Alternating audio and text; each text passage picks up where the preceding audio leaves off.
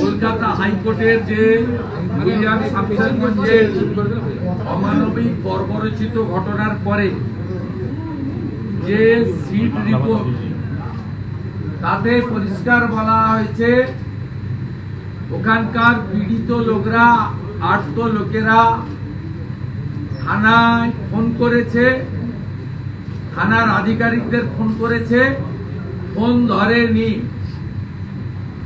আমরা বলেছি পশ্চিমবঙ্গে নির্বাচনের দিন এবং নির্বাচনের আগের দিন প্রচার বন্ধের পরে 48 ঘন্টা, বিশেষ করে ভোটের আগের দিন, ভোটের দিন কোন OC IC, SP, SDPO, DSP, DGP, ADG এরা ফোন ধরে না বিরোধীদের।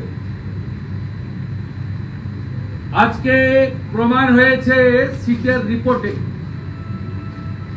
আমরা বলেছি ডিসেম্বর মাস থেকে পুলিশের ট্রান্সফার শুরু হবে 26-এর নির্বাচনকে সামনে রেখে। সেই ট্রান্সফার গতানুগতিক ভাবে করলে হবে না। 2 বছরের বেশি বা জেলার ভোটার থাকলে এসআই থেকে আপওয়ার্ডস ট্রান্সফার হয়। ডিসেম্বর মাস থেকে প্রক্রিয়া শুরু হবে। জানুয়ারির 1 তারিখের মধ্যে সাধারণত as per last experience complete করতে হয়। বাকিটা ইসিআই বলবে, আমার এখতিয়ার নেই বলার। কিন্তু আমি 16, 11 আর 21-এর অভিজ্ঞতার ভিত্তিতে বলছি। সেক্ষেত্রে আমরা বলেছি যে এই যে ওসিআইসিরা ফোন ধরল না, পার্টিকুলার ধুলিয়ান শামশেরগঞ্জ নয়, ওর উপরে সার্কেল ইন্সপেক্টর আছে, ওর উপরে এসডিপিও আছে, অ্যাডিশনাল এসপি আছে, এসপি আছে, ডিআইজি আছে, আইজি আছে, এডিজি আছে এবং সর্বোপরি ডিজিপি আছে। পুরো চেনটা পলিউটেড, পলিটিক্যালি বায়াসড